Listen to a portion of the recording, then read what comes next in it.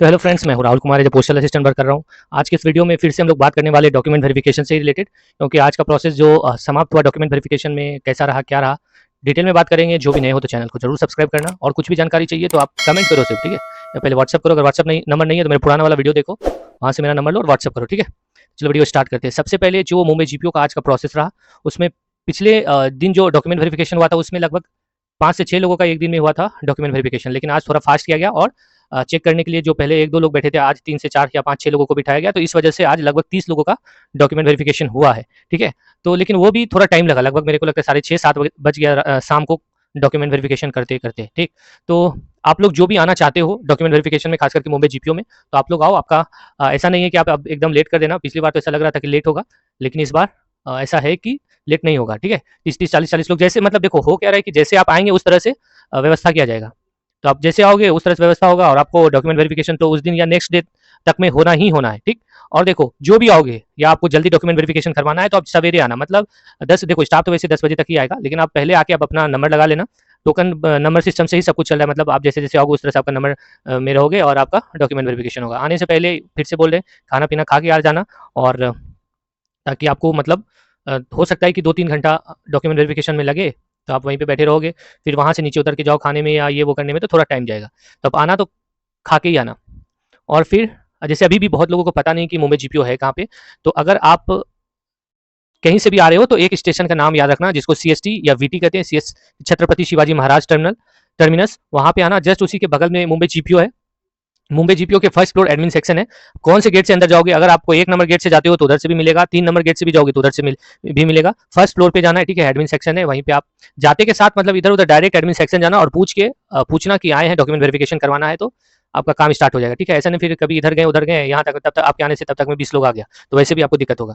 कुछ लोगों को एक्सटेंशन के लिए मेल किए थे, लेकिन मेल का उनको रिप्लाई नहीं गया। तो मेरा एक बात ये कहना है कि आप आकर एक बार डॉक्यूमेंट वेरिफिकेशन करवा लो, क्योंकि ये प्रोसेस थोड़ा लंबा होगा, और पता नहीं आपको एक्सटेंशन मिलेगा या नहीं मिलेगा, वो तो बात की बात है। और अभी सब लोग डॉक्यूमेंट वेरिफिकेशन में बिजी है, तो हो सकता है कि मेल चेक करने में वो लोग या फिर नहीं चेक किए होंगे, या फिर और कुछ प्रोसेस होगा, मेरे को उतना पता नहीं। लेकिन फिर भी जो भी है, आके डॉक्यूमेंट वेरिफिकेशन करवा के, मेडिकल करवा के, ज्वाइनिंग में आप थोड़ा लेट कर सकते हो, ठीक है। तो ऐसा ना हो कि ऐसा आपको लगे कि मैंने तो मेल कर दिया है या मैंने बाय पोस्ट भी लेटर भेज दिया, यहाँ कुछ और प्रोसेस चले, क्योंकि ऊपर से दबाव है सबको ज्वाइन करवाने का। और अगर आप नहीं आते हो तो हो सकता है कुछ प्रॉब्लम हो जाए। तो मेरा यही कहना है कि एक बार आप अपना आके प्रेजेंस दिखा दो कि हाँ इंटरेस्टेड है, और अगर नहीं दिखाते हो तो बाकी बात देखो, आपका नौकरी है और आपका मन है, आपको जैसे करना है आप वैसे कर सकते हो। तो मेरा देना था वो आपको दे दिए हैं, बाकी बात सब कुछ आप पे डिपेंड करेगा। चलो बात करते हैं डॉक्यूमेंट से रिलेटेड। डॉक्यूमेंट वेरिफिकेशन में जो डॉक्यूमेंट लग रहा है मुंबई जीपीओ में, वो नॉर्मल जो डॉक्यूमेंट जो आपको बताएं कि एक पीडीएफ या परफॉर्मा आया दिल्ली से, उसके अकॉर्डिंग ही चल रहा है।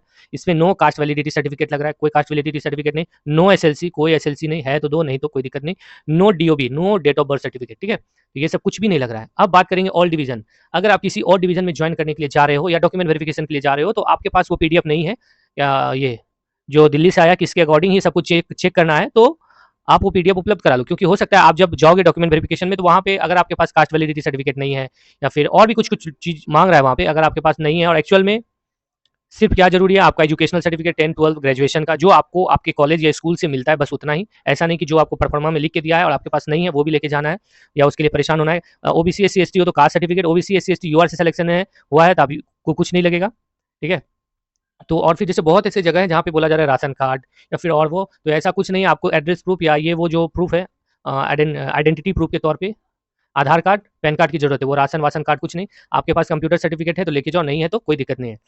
जो एसएससी के टाइम जो आप फॉर्म फिल किए थे उसमें जो जो चीज़ लगा था, और उसने जो बोल रखा है कि ये चीज़ आपसे लेंगे, तो वही लगेगा। ऐसा नहीं कि अलग से कोई ऐड करेगा अपने तरफ से, तो वो सब की जरूरत नहीं है, और आप इसके लिए फाइट कर सकते हो, ठीक। क्योंकि बहुत सारे ऐसे अदर डिवीजन वाले बोल रहे हैं कि मेरे परफॉर्मा में तो बहुत कुछ लिखा हुआ है, लेकिन वैसा नहीं होना चाहिए। देखो महाराष्ट्र का सबसे मेन हेड ऑफिस है मुंबई जीपीओ, और सबको उसके अकॉर्डिंग ही चलना है। अगर मुंबई जीपीओ में ये नहीं मांगा है तो सोच लो, या सर्कल ऑफिस उसके उसमें अगर ये चीज़ नहीं मांगा है, तो सोच लो कि अदर ऑफिस अगर मांग रहा है तो ये सही नहीं कर रहा है, ठीक है। तो आप कंप्लेन कर सकते हो, ठीक। अब बात करते हैं जैसे central sorting, circle office, RO, regional office. Mumbai sorting ये कहाँ पे है, तो ये मुंबई जीपीओ के प्रीमाइसेज में है। 100 बार हम 100 बार कम से कम किसी भी वीडियो में बोले, अभी भी सेम चीज़ बार बार मैसेज आ रहा है कि कहाँ है। मुंबई जीपीओ में नहीं है, वो मुंबई जीपीओ के प्रीमाइसेज में है। अब उसी में एक अलग बिल्डिंग है, एनेक्स बिल्डिंग मुंबई जीपीओ का, तो उसमें जब आप जीपीओ के पास आओगे, किसी से पूछोगे सर्कल ऑफिस कहाँ है, अंदर आ जाओगे तो सब लोग आपको बताएगा, इसलिए आप टेंशन मत लो। आपको भी ट्रेन से अगर आना है तो सीएसटी स्टेशन उतर के जीपीओ के प्रीमाइसेस में आओ। सेम चीज़ है सेंट्रल सॉर्टिंग, सेम है मुंबई साउथ डिवीजन और सेम है मुंबई सॉर्टिंग डिवीजन, ठीक है। मुंबई साउथ डिवीजन वाले भी बार बार एक ही चीज़ पूछ रहे हैं, बार बार बता रहे हैं कि मुंबई जीपीओ के पास है, मुंबई जीपीओ का जो प्रीमाइसेस है उसी में है मुंबई साउथ डिवीजन, ठीक है। और जैसे बहुत लोग ऐसे लग रहा है, बहुत लोगों को मेल नहीं आया, बहुत को आया, तो देखो आप सब सारा डिवीजन वन बाय वन करके मेल या लेटर भेज रहा है, क्योंकि एक साथ अगर सब आ जाएगा तो डॉक्यूमेंट वेरिफिकेशन कराना थोड़ा मुश्किल हो रहा है, क्योंकि एक दिन में बहुत जगह 10 लोगों का कर रहा है डॉक्यूमेंट वेरिफिकेशन, कहीं 15, कहीं 20 जैसा हो रहा है, उसके अकॉर्डिंग कर रहा है और उसी के अकॉर्डिंग ही मेल जा रहा है। और बहुत लोगों को अगर मेल नहीं आया तो आप अपने डिवीजन का नंबर indiapost.gov.in पे सर्च करो या किसी तरह गूगल पे सर्च करके देखो मिलता है या नहीं। मेनली आपको जो नंबर मिलेगा वो फ़ोन लगभग चांस रहता है कि दिक्कत रहता है, उस फ़ोन को कोई पिकअप नहीं करता या फिर फॉल्स रिंग होता होगा, या मेल आईडी अगर आपके पास मेल आईडी कहीं से ऊपर हो जाता है तो मेल आईडी कर सकते हो, या फिर सर्कल ऑफिस में बात कर सकते हो, या दिल्ली आप डाक भवन कॉल करके बोलो। लेकिन आप कुछ ना कुछ प्रयास जरूर करना, ऐसे आप बैठने से कोई जरूरत नहीं।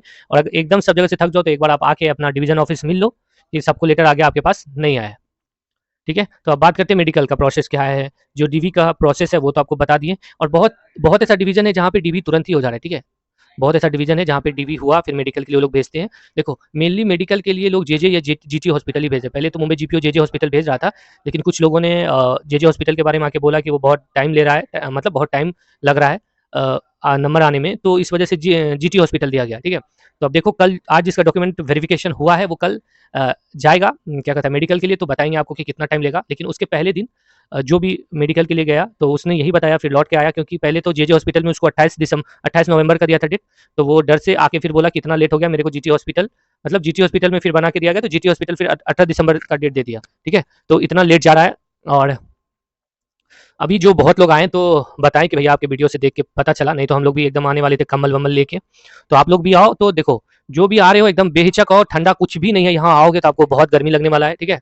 ऐसा नहीं कि आप एकदम स्वेटर या ये वो लेके आना, हाँ उस टाइम तक ट्रेन में वैसे भी आप ट्रेन के अंदर चले जाओगे तो कोई दिक्कत तो होगा नहीं, लेकिन नॉर्मल आना, यहाँ ठंडे की कोई बात नहीं। अगर मैक्सिमम जनवरी में जो ठंड होता है उसके लिए एक शर्ट ये काफ़ी है, ठीक है।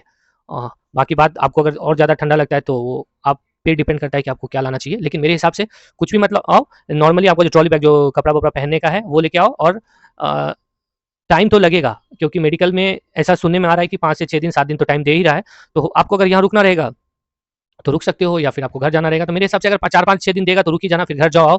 लगभग अगर दूसरे स्टेट में हो तो अगर 10-12 घंटा लगता है तब तो कोई दिक्कत नहीं है। और बाकी बात रहने के लिए, आप जैसे ही सीएसटी स्टेशन से उतरोगे तो पास में ही पीजी है, होटल है, सब कुछ है, आप ट्राई करना, ठीक है।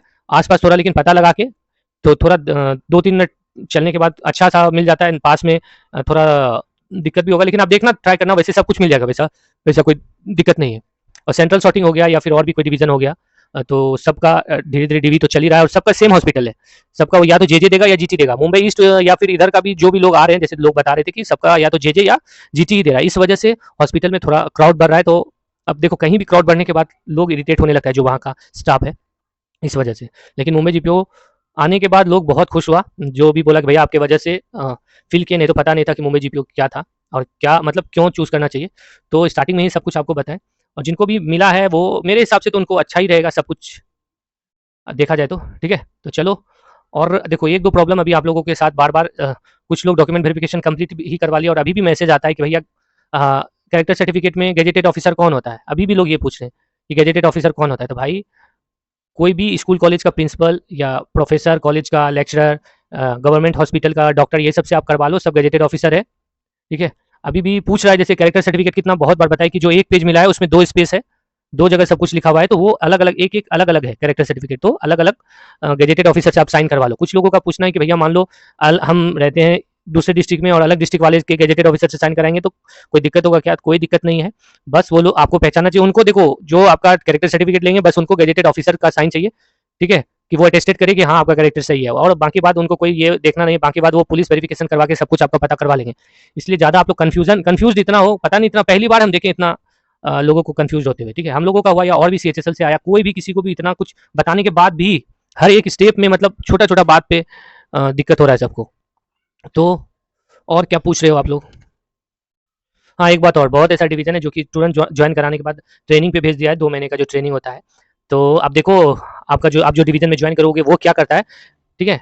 क्योंकि अभी एक्चुअल बहुत सारे लोग कॉल करके पूछ रहे हैं कि भैया देखो जाते के साथ ट्रेनिंग स्टार्ट कर दिया तो क्या सही है क्या गलत है। तो मेरा यही कहना है कि अगर आपको अभी मतलब अभी आपका कुछ भी नहीं, कोई एग्जाम या और कुछ भी नहीं है, तो ट्रेनिंग हो जाएगा तो आपको ही बेटर रहेगा। क्योंकि मान लो अभी ट्रेनिंग हो गया, फिर सीजीएल 2024 का एग्जाम अगर आता है तो आप एकदम बेफिक्र रहोगे पढ़ने के लिए। नहीं तो फिर क्या होगा कि ट्रेनिंग में भी पढ़ना पड़ता है, ठीक है, और आपको ट्रेनिंग पास करना होगा। तो ट्रेनिंग में पढ़ना जब होगा तो फिर आप इधर थोड़ा ध्यान नहीं दे पाओगे, और आपको ट्रेनिंग में जाने के रहेगा थोड़ा टेंशन होगा। अगर इसलिए अगर आपका ट्रेनिंग हो जाता है तो वो ज़्यादा बेटर है, ठीक है।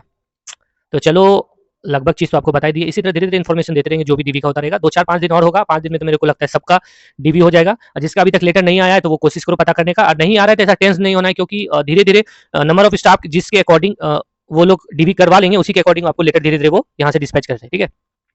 तो चलो मिलेंगे नेक्स्ट वीडियो में। नए हो तो चैनल को जरूर सब्सक्राइब करना, और मुंबई जीपीओ जरूर मिलेंगे, ठीक है। तो चलो बाय और गुड नाइट।